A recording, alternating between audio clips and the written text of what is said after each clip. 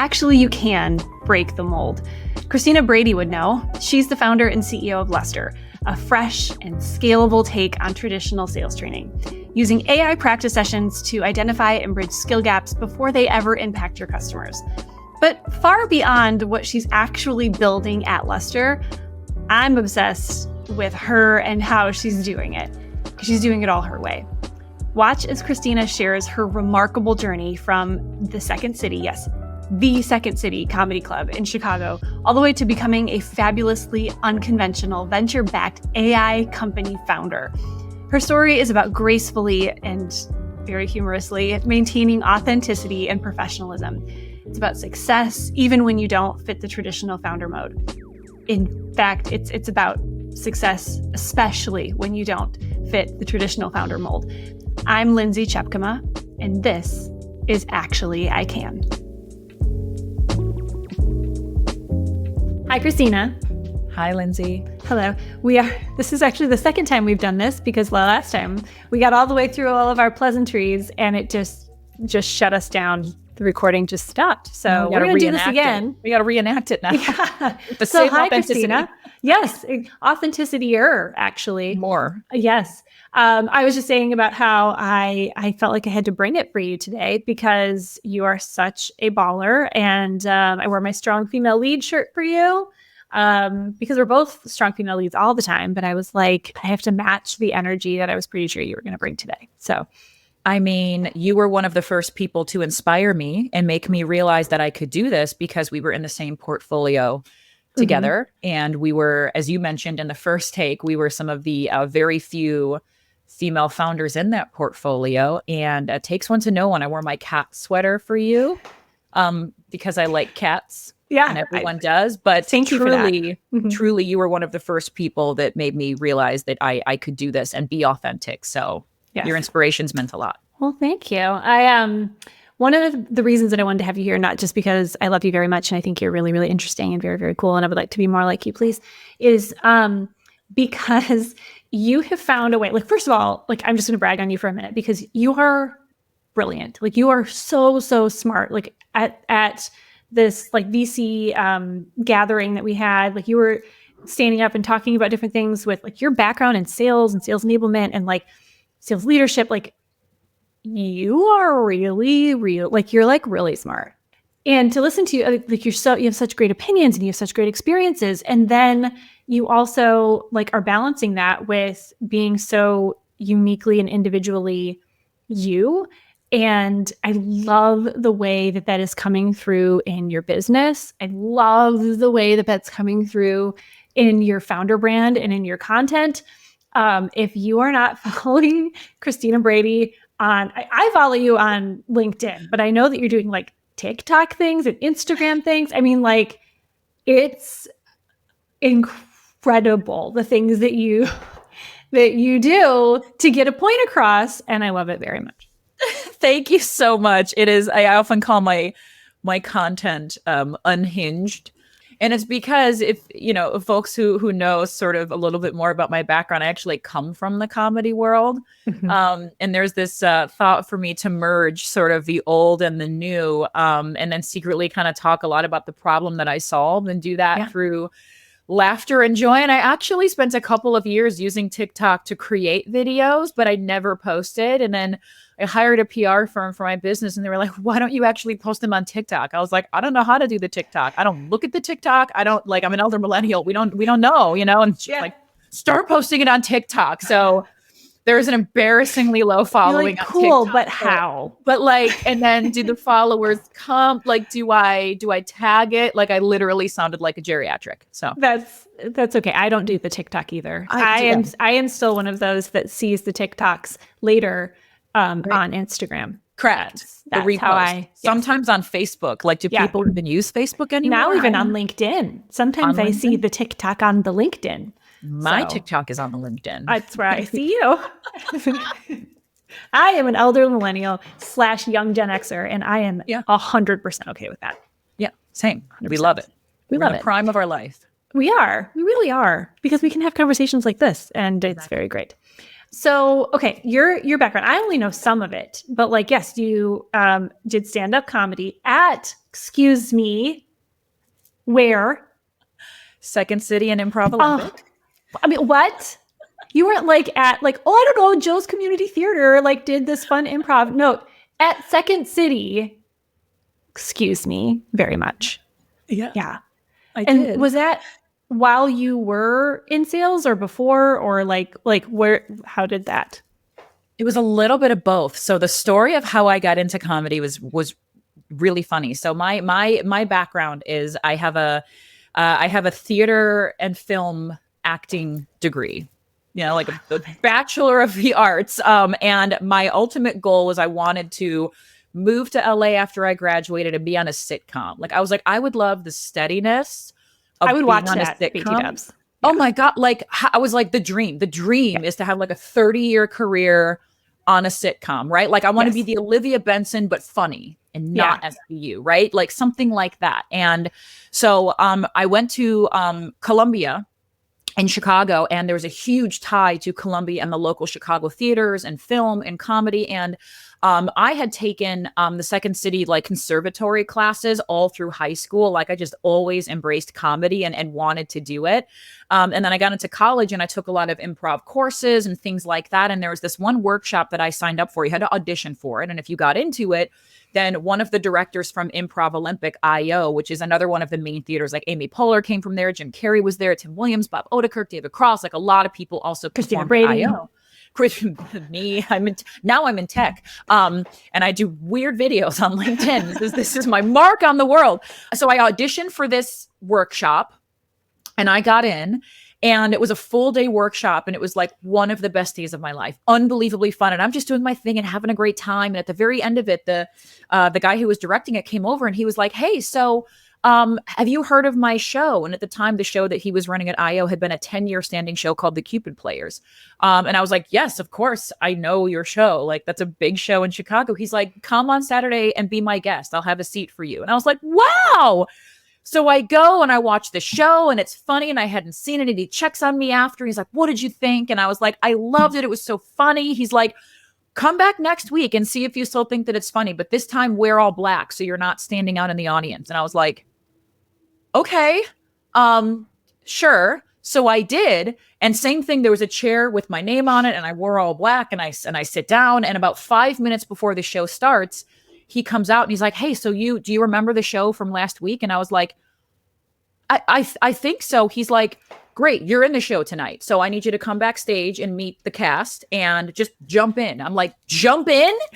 Like, jump in, you know? And so, I mean, I'm 20 at this point. And so I was like, I can't even legally drink.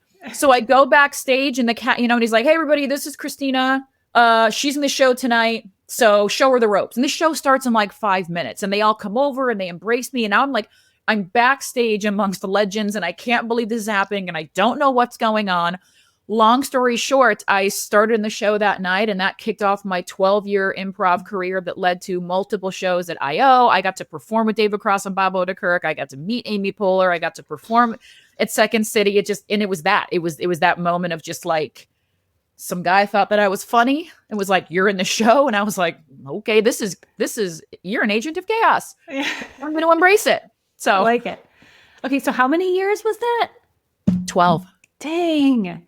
And it's like playing in the background while you're doing other things, or that's like what you were doing?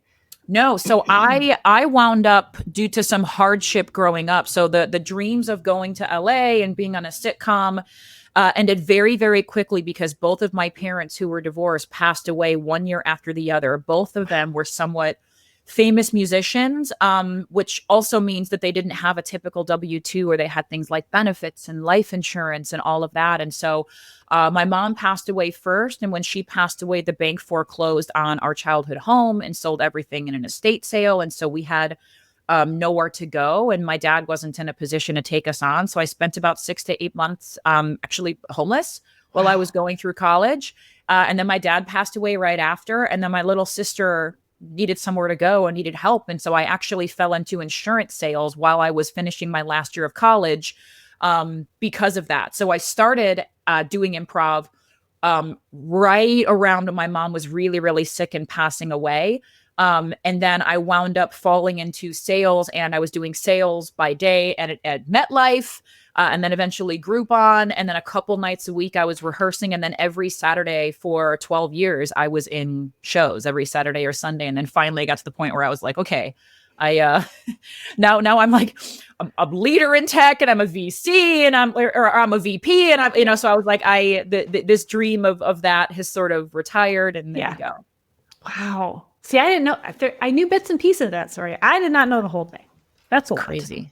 I know it's a lot. It's a lot to take in, but I'm fine now. It was a long time ago. I'm good now. Okay, I swear. Okay, cool. So that obviously has shaped you. I was a theater nerd. I was a big drama queen. I wanted to do what you did. I was a music minor and an art major for 5 minutes. And then I changed my mind, I think, after the first semester, because I was like, marketing probably is a better idea. So we're kindred spirits. What kind of music? Singing. I used to sing things. Yeah. Very long time ago. Are you a little songbird? Yeah, I used to be. Yes. Yeah. Yes. We should karaoke. We got to do karaoke sometime. Yeah. Give me all the Alanis Morissette all day long. That's my song. like ironic is literally, I go up there and I was like, I don't even need the words. Turn off Alanis. I'm going to just do it. Isn't it ironic? It's my go-to. Yeah. Don't you think? So this is the part of the show where we say, and now it's like, cue it up. Okay. So then you're doing sales. And then I think from there, like once you were like, okay, this is my career now, then it starts to feel a little bit more like typical sales, like you're really good at it. I mean, gee, who would have thunk it? Being funny and fast on your toes and being able to do improv is really good in sales. But like you became like a really strong leader. Like you weren't just doing the sales things, you were leading the sales things, so much so that you actually decided to go start a business helping people that do the sales things. So at what points along the way did you, like at any point were you like, I want to go be a founder? Like, was that, like, how did that happen? You know what's so interesting is I don't know that I was ever afforded the opportunity or the advantage to even think that that's something that would be within grasp. Like there was never a moment, you know what I mean? Like there was never a moment through all of it where I was like, you know what I bet I could do? I bet I could be a venture-backed founder of an AI company. Like I bet, why not? It had never crossed my mind. And it actually took another wonderful woman, Jennifer Linehan, who at the time worked for the VC that we were both a part of. Yeah, she and I had a relationship through just some work that I had done with them previously. And she's the one who actually reached out to me and said, we're thinking about playing in this area. What do you think about playing in this area? And I said, oh my God, I have so many ideas. And she's like, you should think about being a CEO for this company. And I initially was like, no. I was like, I don't know how to be a CEO. In fact, I've worked for a lot of really bad first-time founders, and I don't feel like ruining people's lives, and I don't know what I'm doing. So clearly I would be a bad first-time founder. And I said, no, you need a CRO. You need an advisor. You need someone to build go-to-market. You need someone to think about PR. You need someone to put together your process. You need feedback on product. And she's like, that's what a CEO does. And I was like, you know what? Let me think it over. And then I got obsessed with it. And the entire time I was telling myself all the reasons that I couldn't do it. But then there was that scrappy survivor in me that was like, but what if you can? Like, And then I was like, if I don't try, I'm going to spend the rest of my life living in regret, wondering if that's something that I could have done. And then I'm robbing myself and I'm robbing other folks the ability to work at what could potentially be an incredible company. And I'm missing out on a story that should be mine. And so I was like, look, I have to at least try. And there's a lot of women like you that even after that came into play and we all doubt ourselves and go, I don't know if I can do this. There's always the people there who have a hand on your back and say like, we've got you. And as long as you have that, you're going to be good. Yeah. Yeah. Okay. So you started to tee it up for me. Although you were like, I don't know. I was thinking maybe I can't do this. Let's like dwell on that for a minute. What was telling you couldn't? Just you? Were there others? Were there experiences? Like, what made you feel that way? Yes to all of it. You know, it's you often get more feedback around what you're doing wrong than what you're doing right. And I had just come from two back-to-back executive leadership roles where the environment was somewhat abusive and chaotic, and I was in my head and I was like, maybe I'm not as great as I think that I am, and maybe I don't have the talent that I think that I do. And I'm a young woman in this AI tech space, and my voice is consistently drowned out. And I have worked for people my entire career who have taken ideas I've brought to them and gone and taken credit for those ideas or twisted them. And you just sort of, you live your entire life feeling like you're fighting to be heard. And then just who I am. I'm not the typical tech founder. I'm not a typical tech employee. I'm tattooed and I have piercings and I come from comedy and I'm loud and I like to make people laugh, but I'm also super introverted and shy. And I'm like, I'm something, but I don't think that I'm a tech founder, right? Like, and it just never, I looked at what the traditional was and it didn't look like me. And then I just thought about my motto in life. It's always behind me, is make it mean something. And I thought about the people in my life who have gotten me here. I thought about my parents who aren't with me anymore. I've thought about everyone who's believed in me to get this far. And I said, well, I have to make all of that mean something. And so maybe my purpose is just to try to see if I can do it. Or maybe my purpose is to show everyone that there's not one way that this role looks. And then I just got obsessed with like, what if I break the rules for everything? What if I break the rules for everything, but I'm really successful in doing that? And I don't know yet if that's going to work out, but the hope is there. So yeah, it was me. It was who I am. It was how I act. It was this feeling of never being good enough and never fitting into a box, needing to button up more, right? I'd heard that a lot in my career of like, well, you're great, but you know, you executive presence. And I was like, what does that mean? I feel like I can hold my own with an executive. I've been one for 10 years. What do you mean? Right? That kind of thing. And then I look at who I get that feedback from and I'm like, oh, yeah, got it. Executive presence is an actual thing because there are actual people who have a hard time. That's right. Reading the room and having that presence that can hold, you know, that can be in that space. Yeah. It can also be used as a euphemism for exactly what you were just saying, which is like, executive presence, meaning we want you to be different. Right. And more like the other executives in this room. And how do you know the difference between those two? And honestly, for me, it came from really wonderful mentorship and understanding the difference between that and having somebody who I trusted say, actually, you have phenomenal executive presence. You're just a little bit different. Yeah. And in the very best way. Thanks. You know, seriously. Thank you. You know, and it was like, and then it was like, you can either aim to not be different or you can be different and the right people will find you. And I was like, that's all I need to know. Mm-hmm. Yeah. It's one of those representation matters. I mean, it's a part of this is like you stepping, part of the reason from what I'm hearing that you wondered if you could or should step into the role as CEO and founder of a venture-backed AI, by the way, AI sales driven company is because you hadn't seen it before. And everything that you had seen, and I think probably that you currently seen in your counterparts and your competition is more stereotypical. Like, what do we think of when we think of AI and sales and tech and SaaS? And so no wonder you saw it and you were like, maybe I don't know if this is for me. Yeah. But also all of those that are looking to you, and you have such a big platform. I mean, we were joking about it, like in such a wonderful way. Like the things you were doing, the videos, these unhinged videos that you were creating are amazing. Like, and I'm not just saying that because you're here and they're like really creative.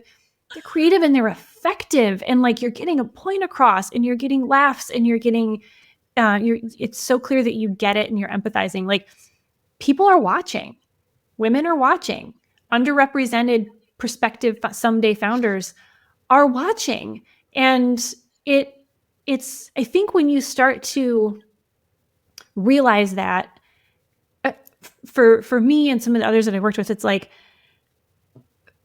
There's a whole lot of like, well, who does she think she is? And like, it's very like, I don't want the light on me because what if I get it wrong and I don't know what I'm doing? But then you start to to understand that people are watching, and then that becomes even more intimidating. But then you're like, no, wait, people are watching. And like, it's not about me. It's not about me. It's not about the naysayers. It's about the people who need to see this as an example. Yes. And it's like that is the inspiring core thought, because as I've gone through and questioned exactly what you're talking about, which is like when I lay in bed at night and I go, God, can I do this? Am I the right person? I realize that for me and for so many others, I'm not alone in this. We've all been forced to stay in environments where people don't know the true value of you. And if you stay in these environments where people don't recognize the value of you, you will shrink your gift and your skills and your talent to the size of what those people can stand. And that's where self-doubt comes in, and stress and anxiety and depression is being forced to shrink into a box that you should have never been in because you think that's the only option that you have. And one of the videos I had posted on LinkedIn was this idea of like, if you stand next to a dumpster long enough, you're going to think you smell bad. And it's like, it's not that you smell bad. You're next to a dumpster. Yes. And so the room smells bad. Get out of it, right? And so there's that of like, I have to force myself out of my own toxic mentality of realizing that me and so many others have shrunk ourselves into a box that we think that we have to fit into. And we don't do anybody a service by doing that. And I'm not saying be truly unhinged. I'm not saying be unprofessional. I'm not saying to hurt people or be chaotic or do something that doesn't make business sense. I'm not saying eliminate high EQ or autonomy or business strategy or competence, or I'm not saying any of that.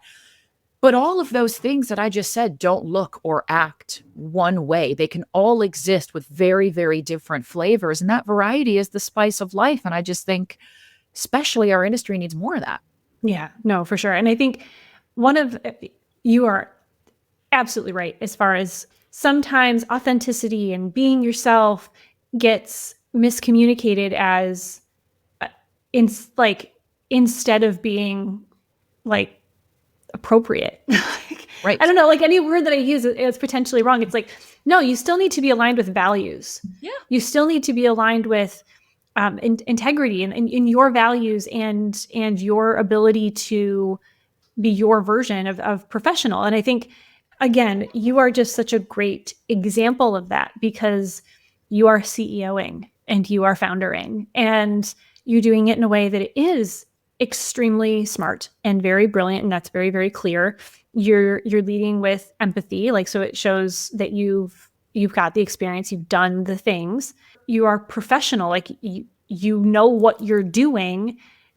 And it's aligned with integrity because you're not, I mean, you say unhinged because it's unexpected, not because it's crazy. Like it's still very much in alignment with who you are as a person, what your business stands for, how you can actually help your customers. And I think seeing that version of boldly being yourself is so important because people are like, well, I'm not a professional. I don't wear suits and I don't. Cool. Then don't. But that also doesn't mean that you get permission to not like be a professional. To not dress for the role that you're in. Like professionalism and personality can both exist, but they both have to exist. So it's really like how do you show up personally and professionally? And again, those two things have to find a balance. And one of those things falling out of balance means that it falls out of balance. And so you can express who you are and what you believe, and you can do that in a way that fits the role that you have and kind of get that across. And so I do think that this is one of those areas that gets a little bit yucky, is people are like, well, my personality is viewed as unprofessional. And it's like, well, let's talk about that. Right. What are you trying to express? And we can determine if the way that you're doing that is actually getting across what you want it to and being perceived how you want it to be.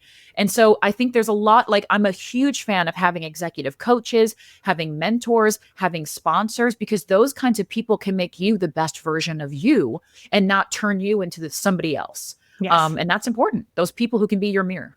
Super, super, super important. Okay, so we talked a little bit about like the voices in your head that told you couldn't. What did the Like, what was, if you had to point to like an actually I can moment or collection of moments that made you start to realize, like, not only can you, but you can it, like, and you were going to. Oh man, wonderful people and friends. Hmm. Like when I was looking for another role, I was looking at a lot of very traditionally what I had done in the past: CRO, SVP of sales, SVP of CS, like going back to what was very, very comfortable for me and what I knew based on metrics and data and output that I was fairly good at. And I remember when the opportunity first came my way, and I had to interview for it. I think there were 9 or 10 candidates for this. So I knew that it was going to be an uphill battle. But I just reached out to a couple of friends and mentors and said, "You're not going to believe this. I got this crazy call about doing this thing." And I was like, and I said, and obviously I'm not going to entertain that. And they were like, "Why? Why would you not?" I'm like, because I was like, I don't know how to do that. I've never done that before. I'm not a trust fund baby. I don't come from multiple exits. I'm not an engineer. I'm not a product person. I'm not in with all the VC. Like, I don't have any of that. And they were like, "But they reached out to you. They saw something in you. What do you think that they saw?"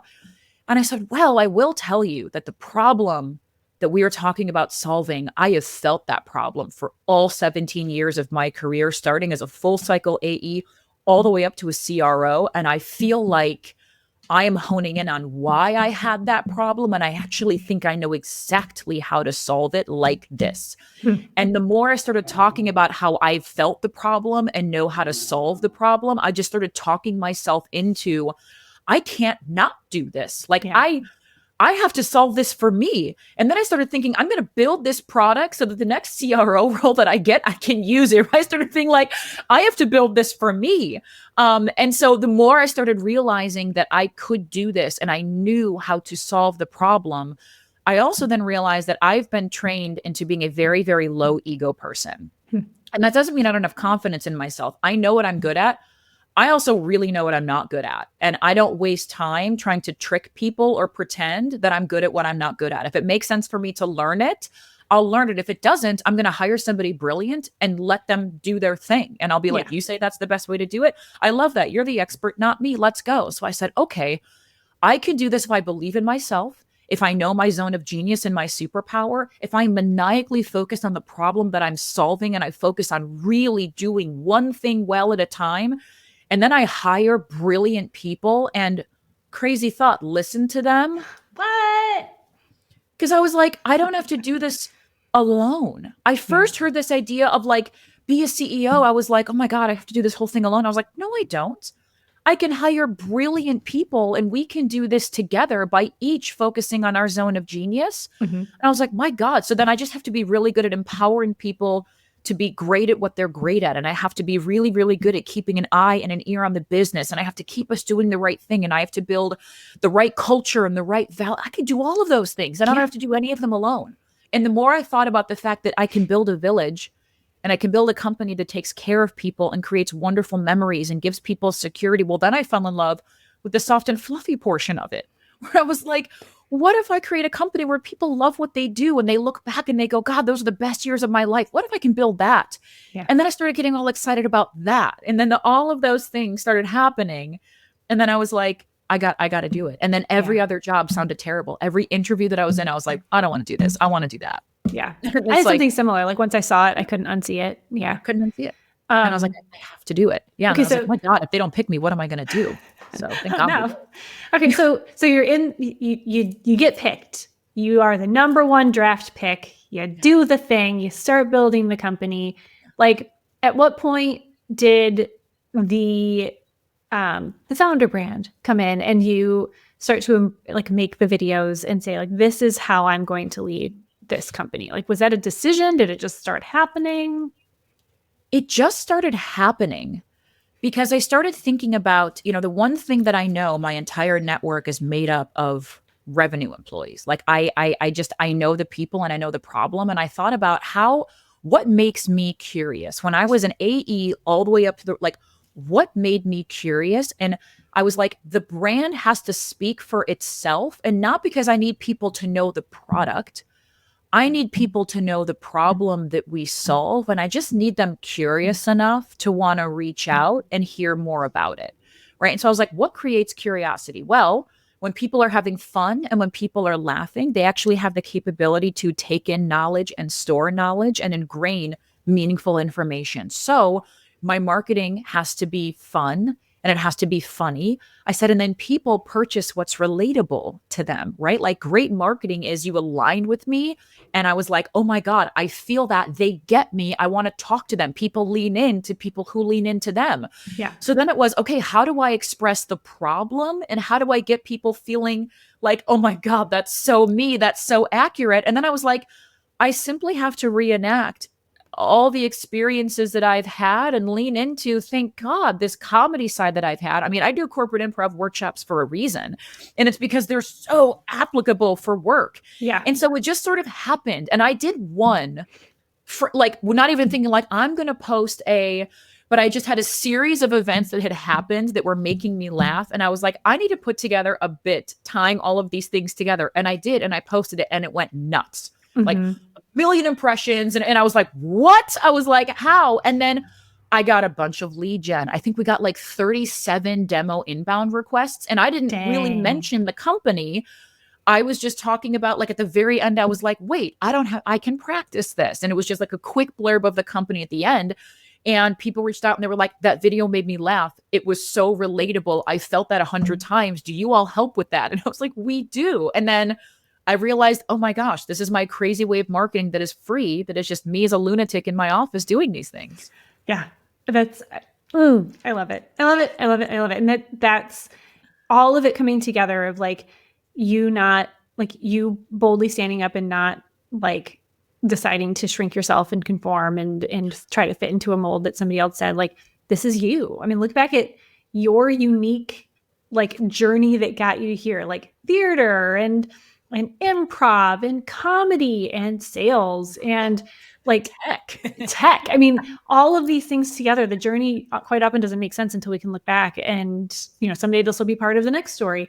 And that's just really incredible to me. And I'm just so thankful that you have embraced it and you didn't go to some, I don't know, marketing agency or somebody else. You didn't look to somebody else to say like, how do I do this? I have this background and I'd be willing to do this. You just started doing it.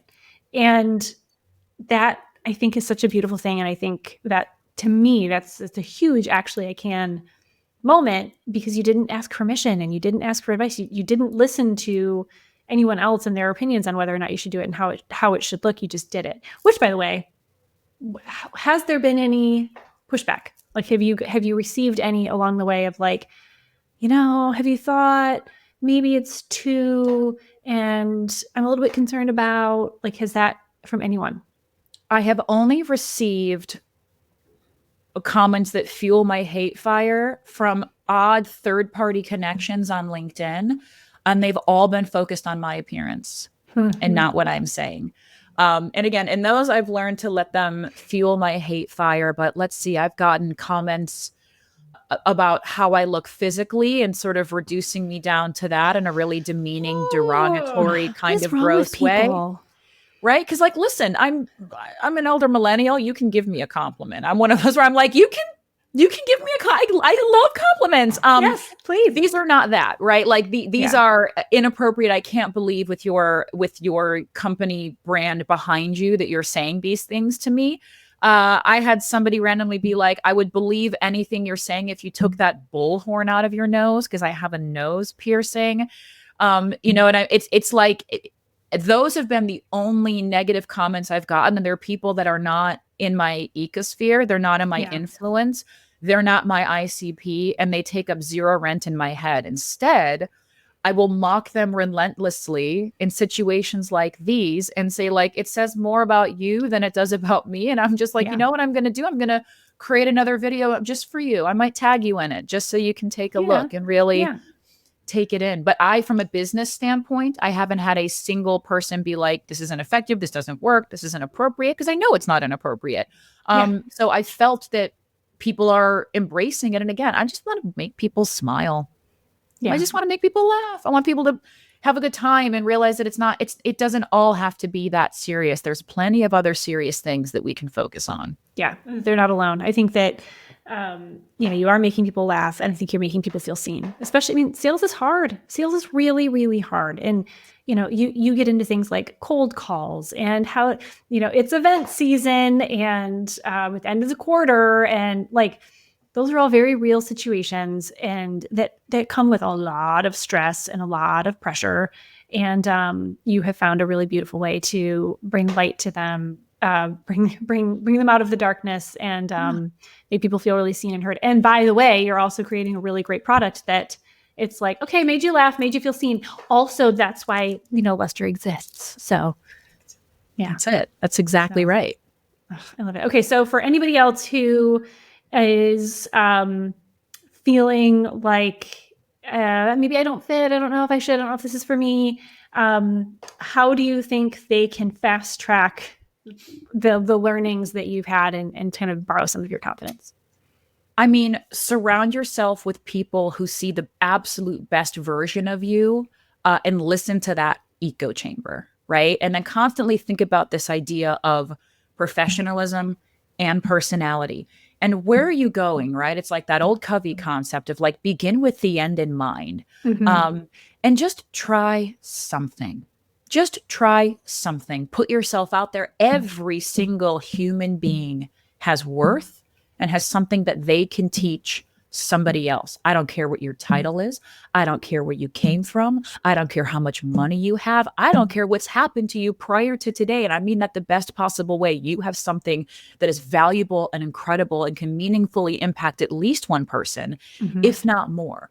And so if you're doubting yourself like, that's not my role, that's above my pay grade, I don't have a right to comment on that. I hear a lot of, I'm just a BDR, I'm just an AE, I'm just a sales manager. I was like, you're not just anything. You're not just an intern. You're not just this. You're a human being with experience that is valuable.